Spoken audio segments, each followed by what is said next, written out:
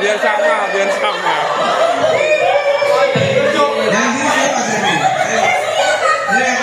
Oke. Ayo Samsul. Terserah sampean tunjuk pokoknya harus benar ya. Ambil nadanya yang bagus. Terserah. Semangat, Samsul, semangat.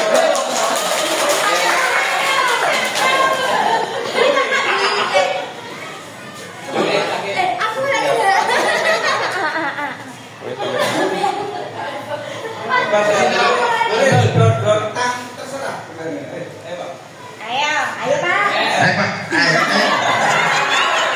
Monggo. Tangannya juga.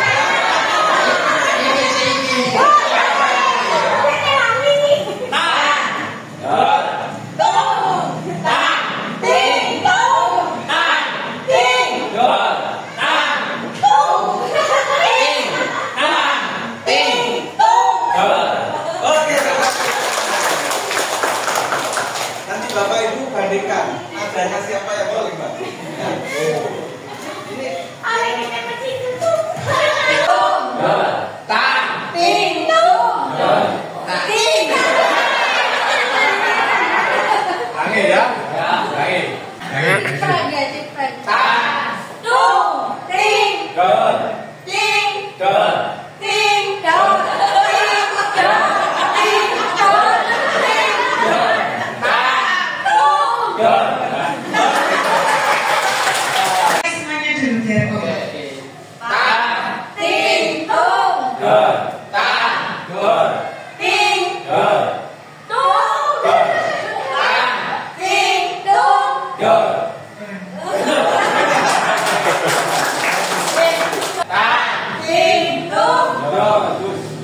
sekali lagi.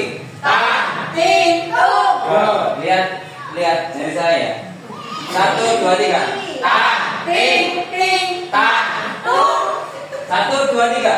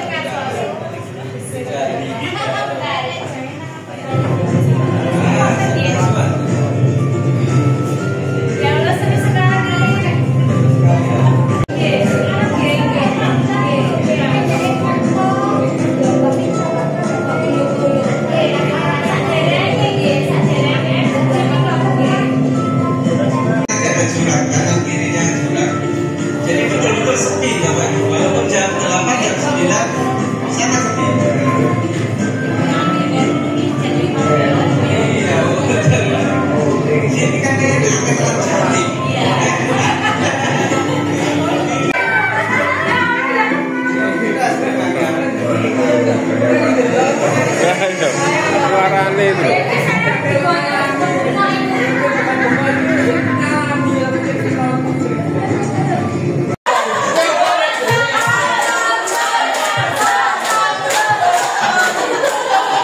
Oke, Bapak Ibu.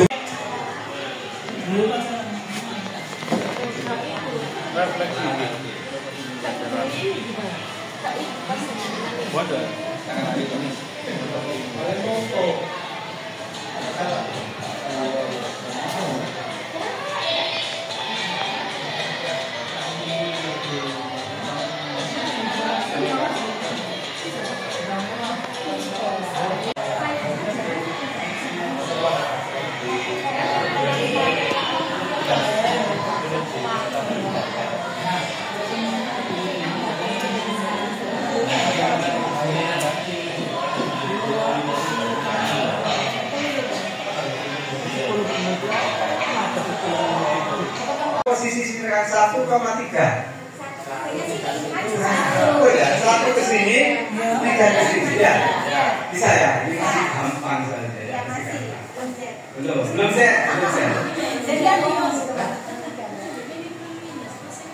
Oh, belum. Yang positif itu yang tampak, yang dibalik tembok di bawah tanah itu min. Z positif dulu. Sekarang Z itu ini ke atas. Z. Halo, 0, 1, 2, 3. Wes, banyak ya? Sekarang kalau 1,1,1. Nah, berarti 1 ke X, 1 ke Z, 1 ke jelas ya? Sekarang kalau X tapi min 2, gimana ya? Di luar. Itu melayang apa nempel?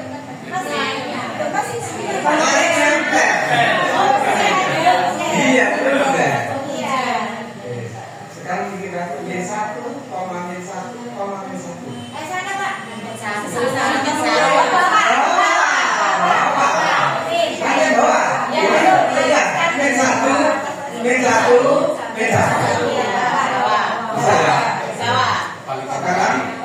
Sekarang berikan yang kelompok ini. Ya, berapa? Ayo sepakati dulu mana X, mana Z, mana Z.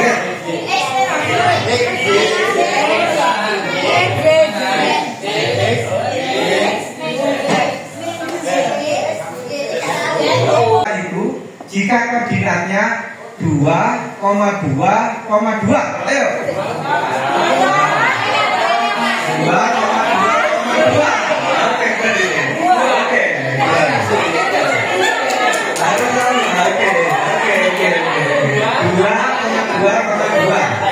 Oke. Oke, sudah.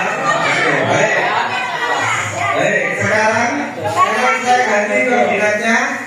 Tunjukkan posisinya di mana itu jika koordinatnya adalah 1,1, min 1. Ayo.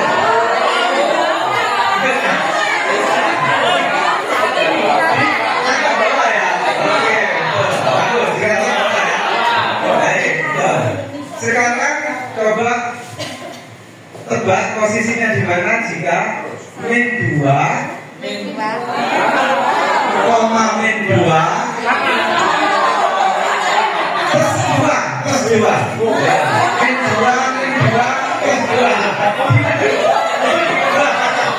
Gimana ya? Di atas sama di bawah? 3,0,0. Mana?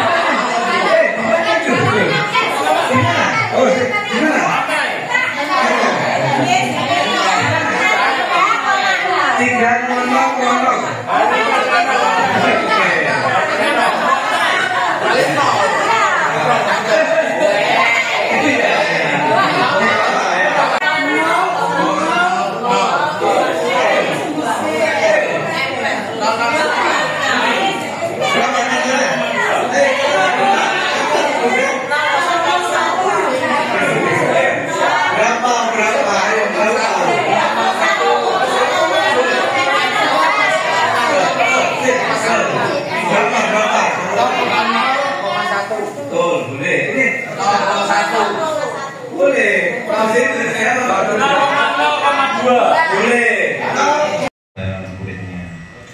Dari video yang saya amati, pertanyaan pertama dekomposisinya, menurut saya guru mengambil konteks nyata yang dekat dengan kehidupan siswa. Tentunya piket kelas, tentang piket kelas. Guru memecah masalah ke dalam tugas. Jadi dalam piket kelas itu apa? Misalnya nyapu, terus membersihkan kaca. Nah, untuk nomor 1 jawabannya seperti itu. Untuk nomor 2, apakah guru membantu siswa menemukan pola? Setelah saya lihat video, saya tidak menemukan guru membantu siswa menemukan pola, kesamaan. Setelah saya tanyakan ke yang membuat video, tadi bilang mungkin kepotong Pak. Oke. Jadi yang saya lihat waktu menerangkan dekomposisi itu dilanjut dengan pembagian LKPD. Jadi untuk menemukan pola abstraksi tidak tampak di video itu. Jadi untuk pertanyaan nomor 2 dan nomor 3 jawabannya ya. Untuk berpikir algoritmanya, saya melihat tadi karena waktu setelah menerangkan dekomposisi langsung membagi LKPD, jadi siswa diberikan suatu masalah untuk dicari solusi penyelesaian masalah itu tanpa menjelaskan, mungkin karena kepotong tadi ya, tanpa menjelaskan bagaimana yang menemukan polanya, terus untuk menyederhanakan masalahnya tidak ada, cuma ada tentang dekomposisi ya. Mungkin yang saya lihat tadi muridnya menerangkan tentang pembuatan mie goreng. Jadi yang diterangkan alat-alatnya apa saja. Untuk nomor 5, apa inspirasi ide baru pembelajaran bisa saya ambil? Yang bisa saya ambil menggunakan pembelajaran menggunakan konteks nyata. Hal ini kadang kita terlalu teoritis dalam mengulang itu, dalam mengajar. Kadang kita tidak tahu kalau ada kegiatan yang dialami oleh siswa yang sifatnya itu kontekstual. Jadi kita bisa menghubungkan itu seperti 3 tadi. Terus yang kedua, masalah besar bisa diolah menjadi tugas kecil yang dikerjakan bersama. Jadi masalah besar itu bisa diatasi kalau dikerjakan bersama-sama. Nomor 6, rencana tindak lanjut yang bisa saya terapkan di kelas saya sendiri. Mungkin karena tadi kepotong, saya akan memulainya dari dekomposisi yang memecah peran tadi, kemudian dilanjutkan dengan menemukan polanya, terus dilanjutkan dengan menyedarkan informasi yang bisa diambil dari masalah tadi, kemudian memberikan siswa suatu masalah, contoh masalah untuk diselesaikan sesuai yang sudah kita terangkan tadi di komposisi, terus di menemukan pola sama abstraksi, supaya siswa bisa menerapkan konteks, berpikir kontekstual itu secara baik. Demikian yang bisa saya.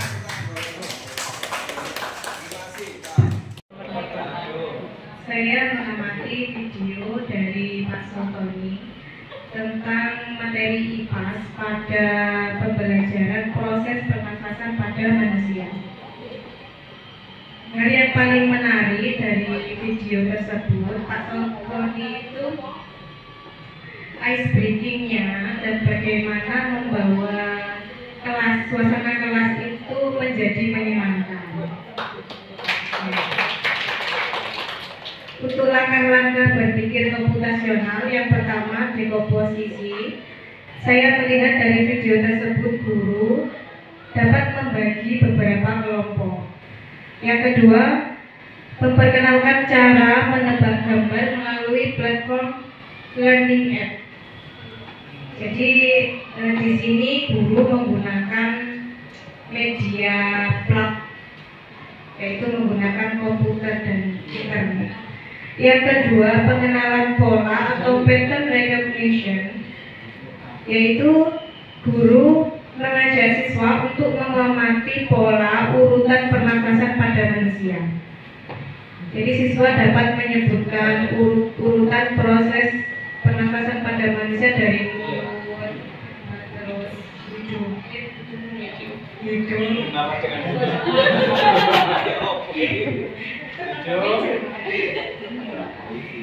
melalui hidung, tenggorokan, kepala, dan seterusnya. Langkah ketiga yaitu algoritmik. Pada video tersebut, guru dapat membimbing siswa untuk menemukan langkah-langkah menjaga kesehatan pernafasan pada manusia. Dan pembelajaran untuk saya sendiri, saya sangat terinspirasi untuk dapat menerapkan learning app ini pada pembelajaran saya di kelas nanti. Dan selanjutnya secara tidak lanjut, saya memiliki rencana untuk menerapkan pada pembelajaran matematika dengan menggunakan media plug dan unplug, learning app dengan langkah-langkah berpikir komputasional untuk mengukur seberapa jauh siswa dapat memahami materi yang saya sampaikan.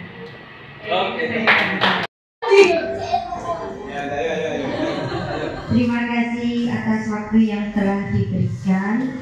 Saya Miratul Prihatini tadi sudah mengamati video dari Pak Tri Junaidi dari SDN Limbangan Mojosari. Dari video yang telah saya amati sudah mencakup semuanya, yaitu dekomposisi, pengenalan pola, abstraksi, berpikir algoritmis. Itu semuanya sudah mencakup dalam pembelajarannya Pak Tri dalam video tersebut. Yang pertama, untuk dekomposisi, bagaimana guru memecahkan masalah pembelajaran menjadi bagian kecil. Tadi Pak Tri di awal pembelajaran sudah dengan baik mengkondisikan siswa dengan teguh tadi sampai anak-anak fokus dalam pembelajaran. Kemudian di awal pembelajaran Pak Tri sudah menyebutkan tujuan pembelajaran pada hari itu, yaitu tentang pecahan seperti itu. Sedangkan Pak Tri menggunakan sebuah cerita yang akan memotong semangka untuk dibagikan kepada semua siswa. Padahal semangkanya satu, sedangkan yang dibagi adalah sejumlah 26 siswa. Bagaimana caranya agar semangka satu itu bisa cukup untuk ke 26 siswa tersebut?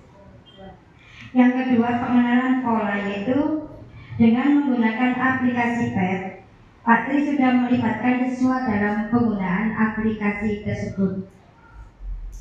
Anak-anak tadi disuruh maju, dibimbing untuk penggunaan aplikasi tersebut.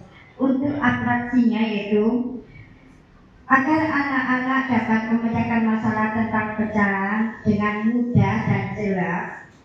Pak Tri tidak menggunakan aplikasi PET saja, tapi juga menggunakan media benda konkret, yaitu kertas pecahan. Kemudian anak-anak dilibatkan untuk mendemonstrasikan pecahan-pecahan tersebut dalam potongan kertas-kertas, kemudian ditempel di depan papan tulis. Anak-anak maju secara berkelompok, jadi tidak hanya 1-2 anak yang dilibatkan, tapi semuanya dilibatkan untuk mendemonstrasikan kegiatan tersebut dengan secara berkelompok. Mungkin kalau satu persatu anak waktunya tidak cukup, akhirnya Pak Tri membuat beberapa kelompok untuk siswa dengan jumlah 26 tersebut. Yang terakhir, berpikir algoritmis. Dalam menyusun langkah-langkah pembelajaran sistem algoritma, Pak Tri dalam pembelajaran tersebut menggunakan media PET. Anak-anak dibimbing satu persatu karena memang laptopnya atau medianya itu cuma satu, jadi anak-anak itu maju di perkelompok juga dengan melibatkan kelompok. Kalau satu persatu mungkin waktunya juga tidak mudah, akhirnya perkelompok maju untuk dibimbing dalam penggunaan aplikasi PET tersebut. Selanjutnya, pembelajaran untuk saya dalam penggunaan media benda konkret itu anak-anak luar biasa antusias, biasanya seperti itu. Apalagi ketika kita menggunakan komputer, laptop, Chromebook dan sebagainya, itu kita manfaatkan, anak-anak itu pasti tertarik. Itu pengalaman yang akan saya ajarkan nanti. Saya akan menggunakan media yang ada di sekolah saya. Kebetulan sekolah saya dapat bantuan Chromebook. Itu anak-anak sangat tertarik sekali dan antusias seperti itu. Selanjutnya rencana tindak lanjut yang akan saya gunakan di kelas saya yaitu banyak menggunakan aplikasi-aplikasi yang ada. Otomatis dengan menggunakan aplikasi yang ada di komputer, pasti kita akan menyiapkan alat bantunya. Yang pertama laptop kita dan layar. Kemudian untuk anak-anak kita siapkan Chromebook. Begitu kita menyiapkan Chromebook, pasti anak-anak itu semangat dan antusias dalam penggunaan Chromebook. Karena dengan kita mengajar dengan bercerita saja, menjelaskan itu akan bosan. Tapi kalau dengan menggunakan media yang ada, itu anak-anak pasti sangat tertarik dan antusias. Terima kasih, Pak.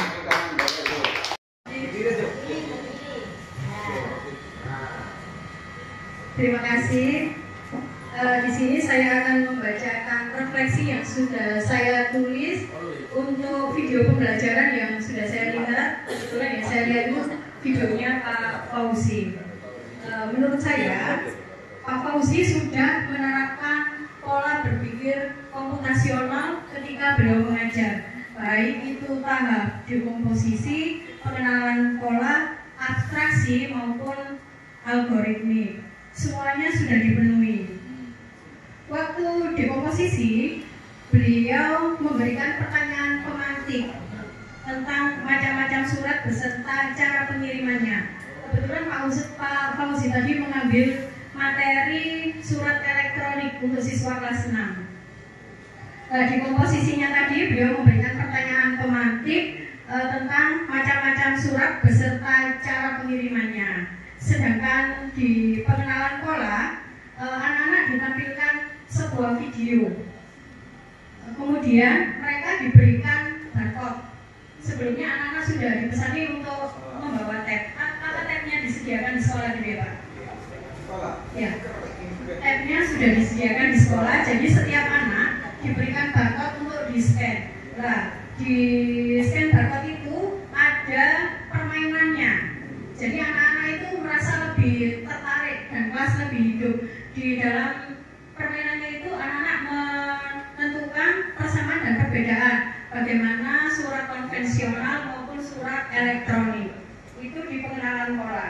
Di abstraksi, Pak Fauzi ini bisa menggiring siswa-siswanya untuk memahami cara pengiriman surat. Mana yang lebih mudah, berkirim surat secara konvensional atau berkirim surat secara elektronik. Nah, pada tahap yang keempat yaitu algoritmik, anak-anak juga dibimbing untuk menyusun surat secara langsung, menulis surat secara langsung, email, ya, menulis email. Setelah itu praktek secara langsung untuk mengirimkannya, gitu Pak, di algoritmiknya. Nah, pembelajaran untuk saya sendiri, saya sangat setuju dengan pembelajaran yang dilakukan Pak Fauzi. Beliau menerapkan pola berpikir komputasional itu tetapi tidak ketahuan gitu loh. Jadi bisa diterapkan pada pembelajaran beliau, bisa disisipkan. Tidak hanya dengan wawancara, tetapi ada game-gamenya yang menarik disertai dengan ice breaking sehingga kelas menjadi lebih hidup dan siswa-siswa tidak bosan apalagi ngantuk. Nah, untuk rencana tindak lanjut yang dapat saya pelajari, saya akan juga menerapkan pembelajaran seperti Pak Fauzi di kelas saya, disisipkan pada pelajaran yang akan saya ambil di anak-anak, tetapi tidak langsung enggak pakai tab. Belum. Sekolah saya belum seperti sekolahnya Pak Fauzi. Demikian yang bisa saya